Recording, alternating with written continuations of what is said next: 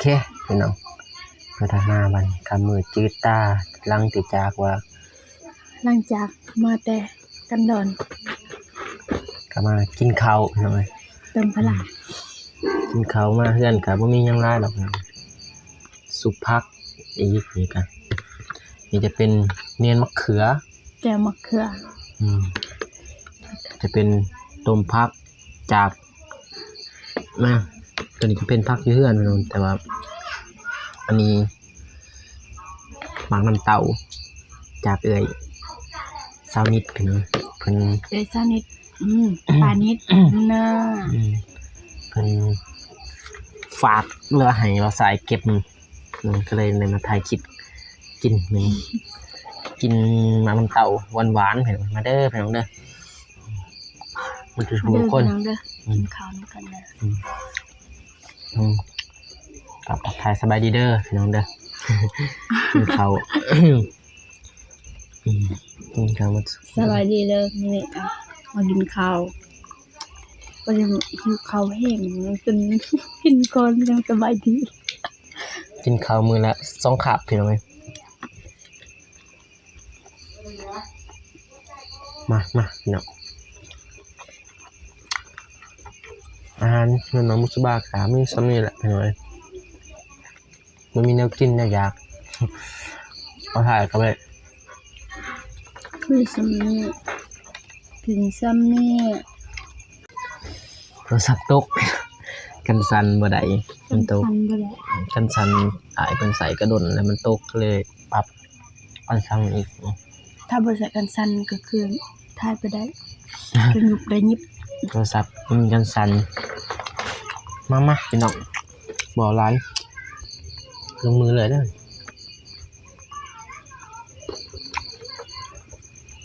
จมอยู่อย่างหน่อยยังมือหนึ่งมืออื่นให้น้องสบายหนึ่งกินหรือว่าแกงใส่ยังเฮาบ่มีอันสิแกงใส่หม้อแกงได้มังน้ำตาลคือกับบ่แซ่บอีกแล้วพี่น้องท้องหอมนะตกแล้วอย่างเลยตักซีดนั่นเลยล่ะแล้วโอ้ยได้1 นาที2 นาทีตกแล้วดอกซองเลยถ้ามีกันชันก็ใส่ใหม่เอาเนาะไม่ตังค์ซื้อได้เนาะมันชันจากสอดไส้เป็นมันกันสันมันใส่ต้นละจ่ายบ้านงคนใส่ตักซีเอาใส่เนาะถึงให้เราจ่ายนี่คือยุบลงมันนะถ้าไปถ่ายคลิปทั้งนอกก็คือทั้งยุบลงก็คือน่าอายเลย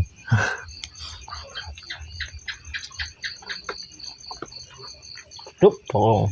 ทำถ่ายดีๆโอ๊บกลมหน้าลง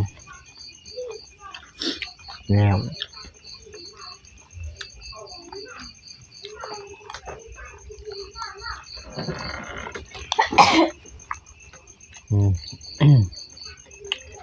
เนาะตากลม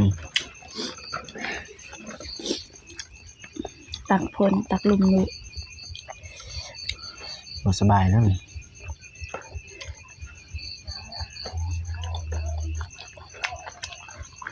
ใส่เนื้อเลยเด้อพี่น้องเด้อเพราะว่ามันกินง่ายดูง่ายเนาะมียังก็ขึ้นไปเอาเองกันก็ได้ไม่ยังแต่ว่าใจมักอยากไปสวยเนาะกลับมาจะเคยจำมากินนี่แหละอาหาร5,000 บาท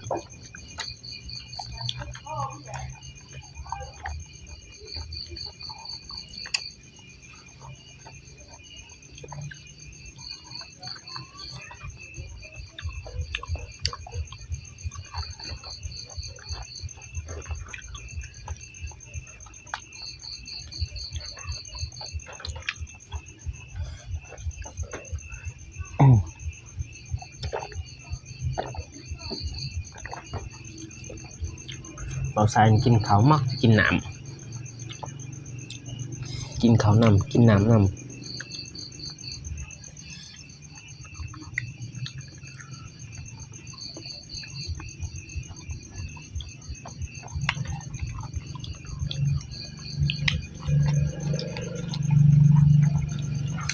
น้ำนี่จะโคตรหวานมันน้ำเต้าโคตรหวาน หวานดีแต่ว่าหมดแล้วยังแต่ไม่ทันต้ม หนึ่งเอาบริต้มเลยหนึ่งมันสิหวานแต่เราต้มมันสิจืด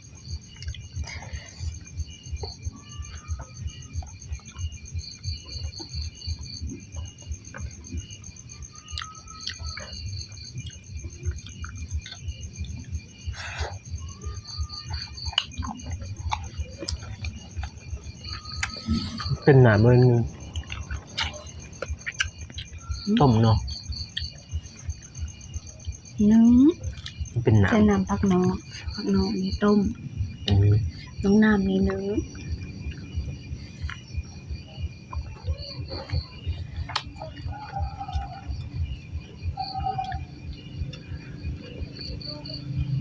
นึ่งกับไปเฮ็ด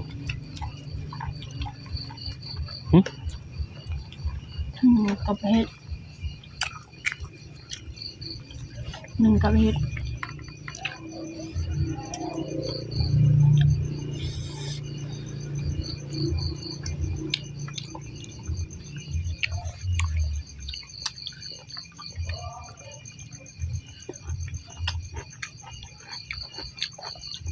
ในใจก็อยากไล่สดดิ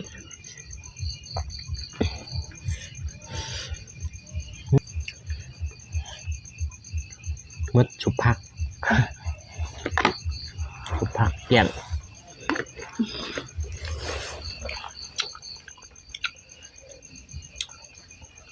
เวลากานอนอื่นสู่งานต่อเป็นยังไง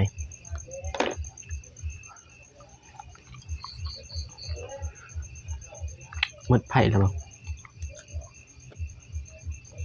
ถั่วย่าง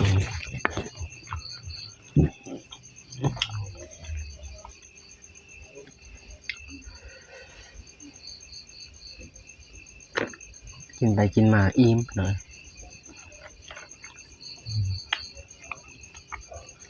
หาบะหมี่กะกินสามีไป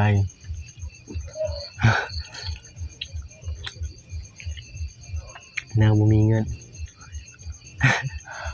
ก็กินแจวกินจุไป พอได้ประทังชีวิตนอนรับ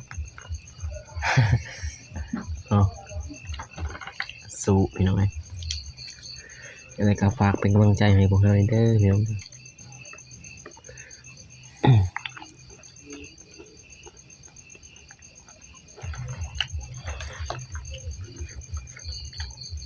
ขึ้นยังนะคืออยากเก็บพวงชอบกินน้ำตากลมตากฝนหนึ่งน้องไอ้ตากตากแดดแล้วก็ตากฝนแล้วก็ตากลมแบบว่ามันตากเลยใช่มันก็ เฮาบ่สบายป่ะไอ้พี่น้องเอ้ยกินข้าวสามัคคีต่อแม่เพิ่นกินแล้วเพิ่นจะบ่ค่อยกินไหวดอกเพิ่นน้องเนาะเพิ่นจะมากินไหวนี่เพิ่นจะหิวตั้งแต่หัวค่ำพุ่นล่ะเพิ่นกินน่ะเพิ่นไปนอนเพิ่นกินแล้วก็ขึ้นไปนอนเพิ่น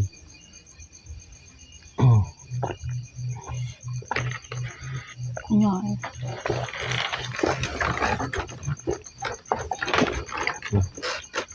ค่าตังเอาตังเอาเถอะเรียบร้อย อิ่มเลยแล้วก็อิ่ม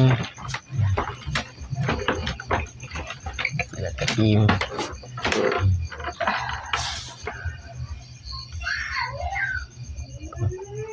น้องสบายนั่ง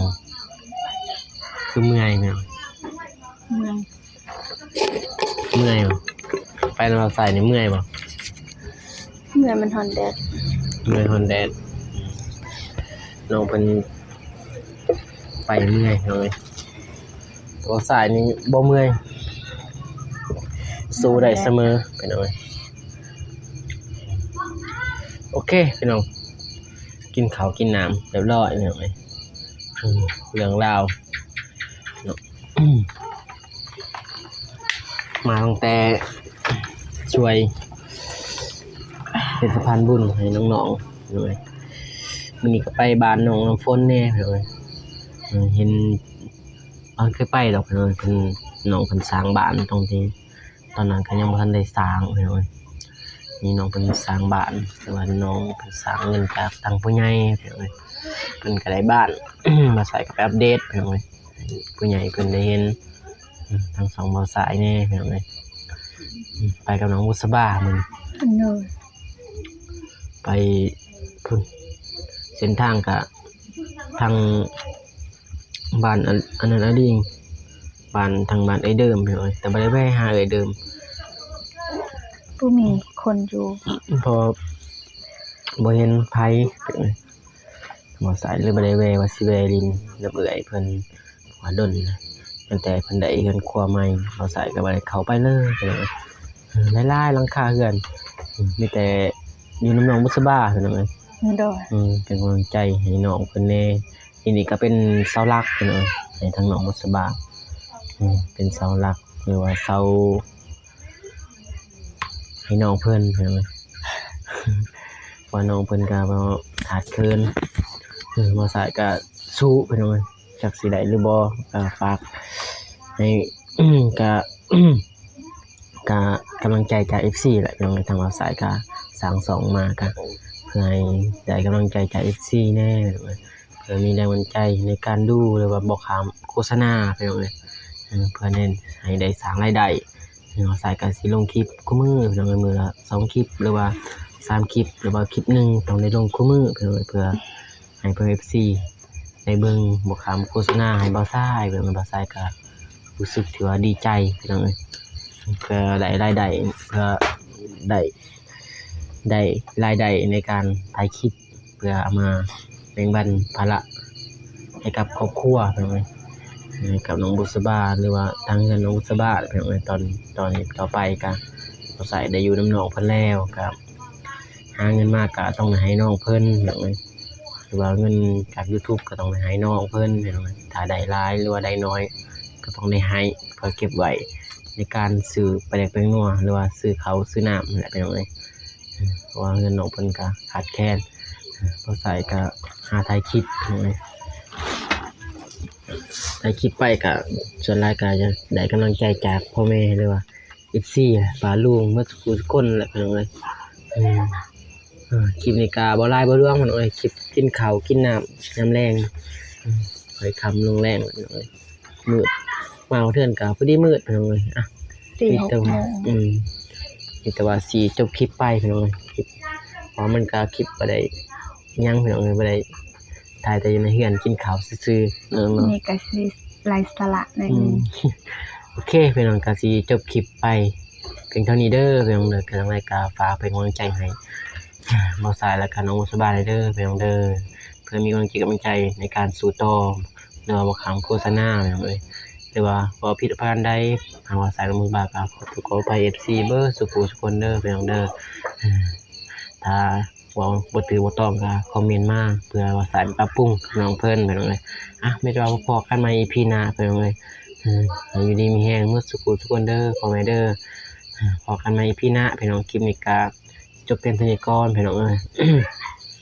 พี่น้องเอ้ยอยู่ดีมีแรงเมื่อสุขทุกคนพี่น้องไปพบกันใหม่คลิปหน้าพี่น้องเอ้ยมื้ออื่น